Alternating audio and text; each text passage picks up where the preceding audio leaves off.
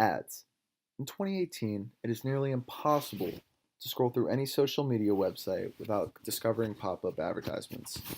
Instagram, Snapchat, Facebook, and YouTube are all filled with these marketing tools and techniques. You scroll through pictures with deals, sales, and hyperlinks leading to the websites put there by the marketers for their companies. It's a revenue game. Money is all involved in ads, especially with social media where the possibilities are endless. When social media first started, it was a place for people to enjoy, post hobbies, pictures, videos, and anything about their lives for others to view. But now it has turned into a new kind of game. My ethical question I pose today is, are these advertisements on social media websites becoming too excessive for the user? To gather more research and information, I decided to interview my father. He's been a creative director for nearly 25 years with experience in this field.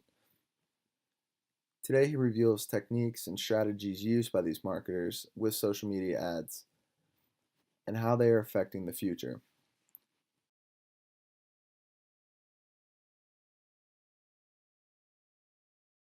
First, I wanted to know kind of your knowledge of social media marketing, like right now, currently in 2018. So, I came up on the traditional side of advertising. I've been doing this for, 25 years. So, definitely, immersed in social and the digital world. You have to be, because it's so vastly expanded in the last 10 years. So very, very well versed in social media. The agency that I currently, own and partner in, we have social media experts, social media strategists, but I work closely with them, with other creatives, creating content for them, creating strategic plans across different social media platforms for different clients, as well as the ad placement, because even though it sounds totally new and different, social media really isn't that different than placing media in television years ago or print or anything else. You're still targeting, you're still going into Ad Manager, for example, in social media, and you're targeting by everything down to a neighborhood, to age, to certain habits, to all that. So there's that side of it. And then of course there's the side of it where it's the analytics, reporting, and optimizing the social media marketing plan. Do you feel like there's anything like different now though, in 2018 with social media advertising, and how do you think there's any kind of change in what? So let's do the similarities first, and then there's a massive line in the sand difference between things. So a big similarity is like what I was just talking about, is like years ago when you were buying media for television, right? The most expensive things, the Super Bowl or the Academy Awards. They were the two top. It costs millions to get 30 seconds or 60 seconds on one of those two programs, mainly because they have a ton of eyeballs. They've got a ton of people watching them. So Facebook is still the #1 social media outlet right now, and for good reason. It's got ridiculous amount of users worldwide. So it's no different than a Super Bowl spot where there's so many hundreds of millions of people watching. There's so many hundreds of millions of people on Facebook. That's why they get the money. You can go down, you could apply the same thing to influencers. If some kid has 50 million people following him, like a 9-year-old kid just got a $30 million influencer contract from a major brand, because he's got the eyeballs. So that's never changed. Your media you're gonna pay by exposure. So whether it's an influencer, whether it's YouTube, whether it's Facebook, that hasn't changed. The big thing that's changed is, television just sticking there for a second, and Nielsen ratings and all that. They don't really, a client can come to you and say, well, Nelson said this show's on, 50 million people see this show. But they don't know if they've walked away to the bathroom, they're making a sandwich, they're looking at their phone or their iPad while they're watching it, or they're talking to their kids or whatever. With Facebook and other social media platforms, the analytics of how something's actually performing is massively different than any type of old school media, whether it be television, out of home, print. The measurement and analytics of what it's doing, we can tell you whether it's a static ad or a video ad. We can tell you how many people looked at it. We can tell you how long they looked at it. We can tell you what parts of let's say it's a 10-second video. We can tell you like the first 3 seconds were the most watched, the last 3 seconds were the most watched. We can tell you what kinds of people you targeted are looking at it. I mean, it's almost infinite, especially with things like YouTube and Facebook. The amount of information and analytics and reporting you can get on performance, and then you can optimize it and really quickly in real time. You can turn things down and off or crank things up, in other words.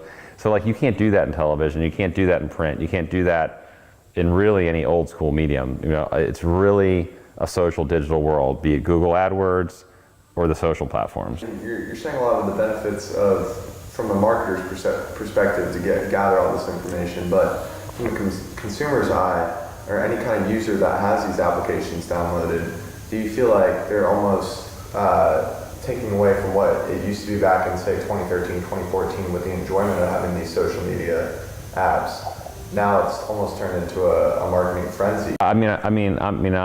It's hard for me to say that as an advertiser, but if I'm going to speak truthfully, yeah. I mean, what social media and when I say digital, I mean like Google AdWords especially.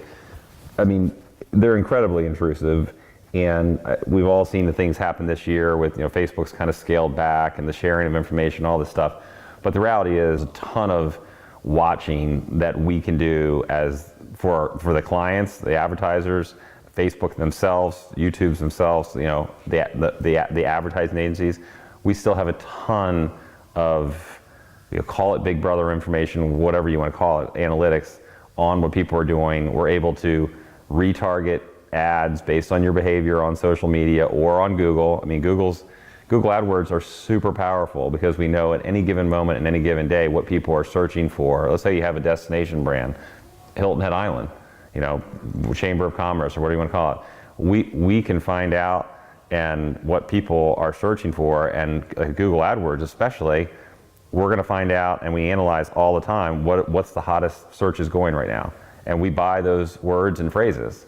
And so we're going to make sure Hilton Head Island comes up, you know, our client, I'm just saying if hypothetically, will come up in those searches, and every day and week that's monitored. So if those pop, like another phrase becomes way more popular in the search engine or whatever like that with Google, we know that that's what we want to do. We'll buy those words to make sure we come up first in that when you do a search. From an ethical standpoint, it's, you know, I don't know. I mean, for years and years, advertisers would tell you, their clients and the agencies themselves, they've strived to do something like this. They've always strived to be able to, like, you know, say like, well, we know people are watching this show that love cars, so we're going to put a Ford car commercial on this thing, you know.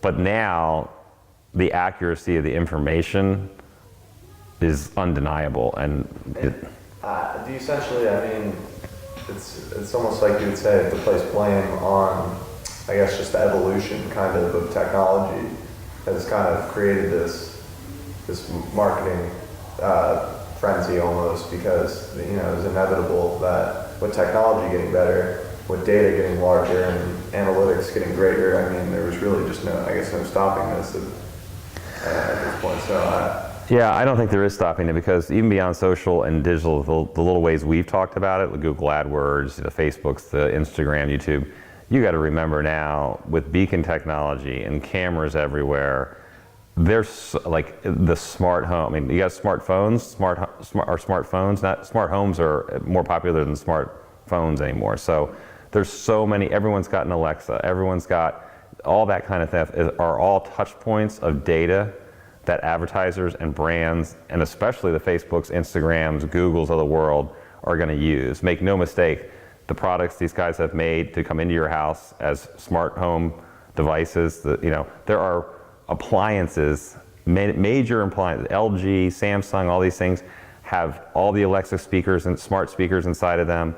They're all talking to one another. They're all making our lives a lot easier and awesome, but at the same point, they're all learning constantly and watching us and feeding all these companies from Google on to down to the brands, down to the advertisers, constant real-time information that they're gonna leverage. That's the modern day that's marketing today and into the future. Really quick, I wanted to ask you about Instagram, and we discussed Facebook and Google, but Instagram with their business tools in 2016 had introduced kind of something that's, at least when I was looking at it, a new form of marketing, whereas Instagram had established itself as picture and video social media platform, and they were able to incorporate advertisements into normal posts. For example, the NBA is posting a picture of LeBron James dunking the previous night before with his stats listed in the caption.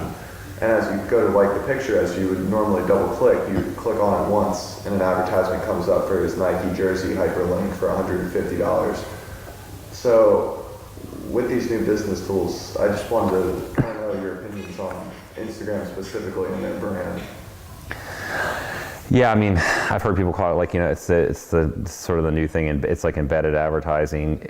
It's I guess a little less intrusive of say what Facebook was doing and maybe still doing. I mean, I understand Facebook's tried to sort of, at least with the sharing of information, and they've tried to make it, they're trying to go back. They're doing a big marketing thing themselves to make them their own brand, to make it back to what they really were about, which was a social platform. I know they're working really hard and spending a lot of money, Facebook, to not appear to be this massive advertising machine, but be really true to their beginnings, their roots. I mean, they're running big national TV spots about it. I don't necessarily see Facebook or Instagram doing that, even though obviously they're sister companies, but... Yeah, I see Instagram almost the other way. Like Instagram is still authentic, more authentic and genuine, and hadn't gone down the bad marketing advertising rabbit hole that Facebook did. So Facebook's kind of trying to clean up their image. Instagram's still got this somewhat more untarnished, we are real social, we're more genuine, authenticity. But the more they do this little thing embedded or whatever like that, maybe more people are accepting of that, because it's like, okay, they didn't put it right in my face, like, But I really almost feel like literally, I mean, this is up to the second type of response. I feel like whereas Facebook tries so hard right now to go back and say like, no, we're going back to our roots and we're not going to share as much information, put as much advertising, and we're going to really restrain advertisers, and they are doing some of this. It's not all just smoke and mirrors and big TV ads by Facebook on television. They are really doing some things behind the scenes, but I feel like Instagram, and by way of Instagram, Facebook, is leveraging its authenticity and untarnished marketing world, and actually finding ways to do really the same thing Facebook did 2-3 years ago and kind of got caught at. They're just trying to maybe hide it a little better or seem a little less intrusive. And I would say probably if they continue down the road in a year or two, you're going to see the same backlash on Instagram. It's funny, I mean, I've obviously lived through as an adult